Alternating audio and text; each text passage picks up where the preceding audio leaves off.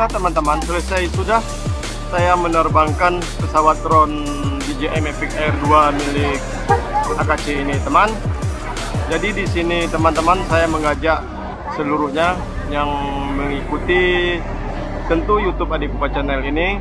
Jadi lewat channel ini saya mengajak seluruh teman-teman supaya menjaga kebersihan lingkungan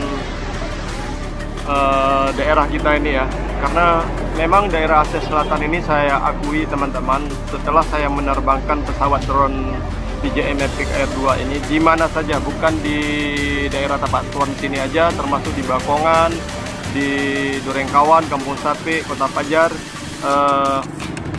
di Sawang, memang cantik teman, saya akui teman-teman.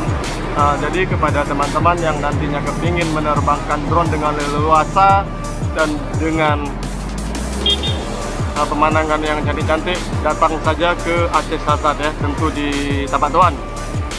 Jadi sekali lagi lewat channel Adikupa Channel ini saya mengajak supaya kita bersama-sama untuk menjaga kebersihan. Yang pertama pantai laut kita ini dan lingkungan-lingkungan di sekitar tempat kita teman-teman ya, supaya bersih, dengan bersih, indah kita memandang dan nyaman kita untuk duduk teman-teman ya.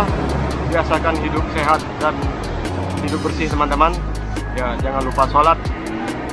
Oke, ini dulu yang bisa saya sampaikan teman-teman. Wassalamualaikum warahmatullahi wabarakatuh.